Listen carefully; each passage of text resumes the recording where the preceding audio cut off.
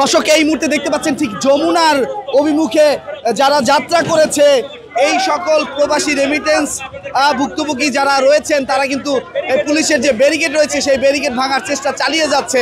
তবে পুলিশও কিন্তু তারা নিরলসভাবে ব্যারিকেড দিয়ে এই যমুনার অভিমুখে যে যাত্রা রয়েছে সেটি রোধের জন্য কিন্তু চেষ্টা চালিয়ে যাচ্ছে।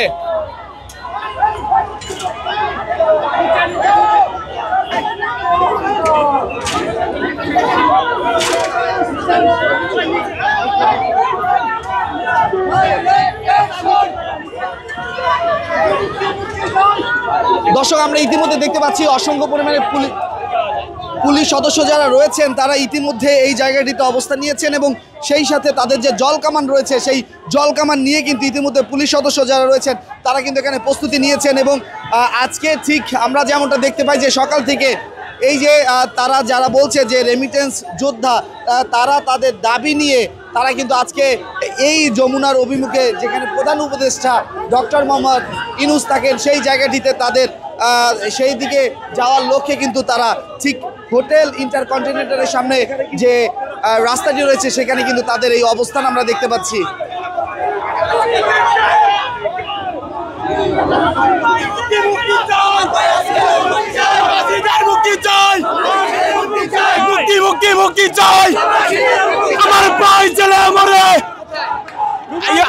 দুবাই সংযুক্ত আরব আমিরাতের বৈষম্যবিরোধী স্বৈরাচার খুনি হাসিনার বিরুদ্ধে আন্দোলন কারণে এই ঈদে জামা জুতো অ্যাকসেসরিজের ডিসকাউন্ট।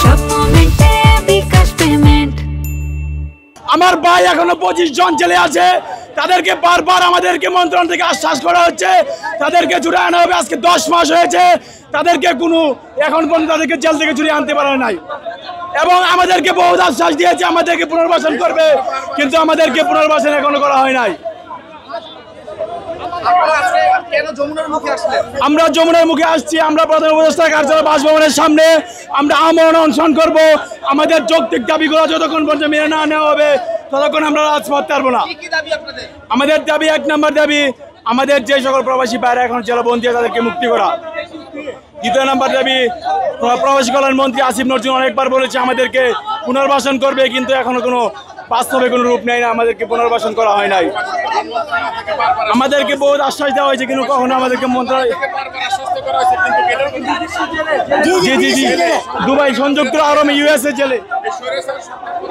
দর্শক আপনারা যেমনটা শুনছিলেন এখানে যারা রয়েছেন সেই সকল তারা বলছেন যে তাদের যারা রেমিটেন্স যোদ্ধা রয়েছেন যারা আরব আমিরাতে সেই জুলাই আন্দোলনের সময় সেখানে বিক্ষোভ করেছিলেন তারা এখনো সেই আরব আমিরাতে রয়েছেন এবং তাদের মুক্তির দাবিতে কিন্তু তারা আজকে এই যমুনার অভিমুখে তাদের যে পদযাত্রা এবং তাদের যে বিক্ষোভ কর্মসূচি সেটি কিন্তু আমরা দেখতে পাচ্ছি। তবে পুলিশ কিন্তু যেহেতু দেখছি রাষ্ট্রীয় স্থাপনা এবং ডক্টর মোহাম্মদ ইউনূস তার নিরাপত্তার স্বার্থে পুলিশ কিন্তু তারা কঠোর অবস্থানে রয়েছে এবং ব্যারিকেড দিয়ে এই জায়গাটিতে তারা অবস্থান নিয়েছে এবং এখানকার সর্বশেষ চিত্র আপনাদের সামনে তুলে ধরছিলাম। সঙ্গে ছিলাম আমি মোহাম্মদ রায়হান হোসেন, আপনারা দেখছেন কালের কণ্ঠ।